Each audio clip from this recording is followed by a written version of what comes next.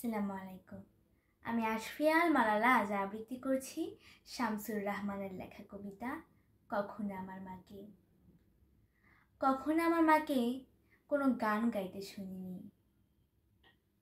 সেই কবে শিশুরাতে ঘুম পাড়ানিয়া গান গেয়ে আমাকে কখনো ঘুম পাড়িয়েছেন কি না আজ মনেই পড়ে না। যখন শরীরে তার বসন্তের সম্ভার আসেনি, যখন ছিলেন তিনি ঝড়ে আম কুড়িয়ে বেড়ানো, বয়সের কাছাকাছি হয়তো তখনও কোনো গান লাতিয়ে ওঠেনি মিরে মিরে দুপুরে সন্ধ্যায়। পাছে গুরুজনদের কানে যায় এবং স্বামীর সংসারে এসেও মা আমার সারাক্ষণ ছিলেন নিশ্চুপ, বড় বেশি নেপথ্যচারিণী। যতদূর জানা আছে টাপ পাখি খেয়াল তাকে করেনি দখল কোনো দিন।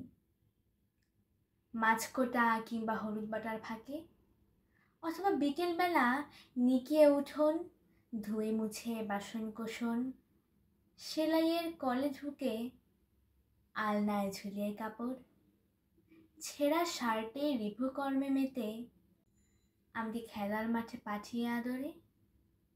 অবসরে চুল বাঁধবার ছলে কোনো গান গেয়েছেন কিনা এতকাল কাছাকাছি আছি তবু জানতে পারিনি। যেন তিনি গান দুঃখ জাগানিয়া কোনো কাঠের সিন্ধুকে রেখেছেন বন্ধ করে আজীবন। এখন তাদের গ্রন্থির শরীর থেকে কলেভেদ্রে সুর নয়, শুধু ন্যাপথলিনের তীব্র গ্রাণ ভেসে আসে। ধন্যবাদ।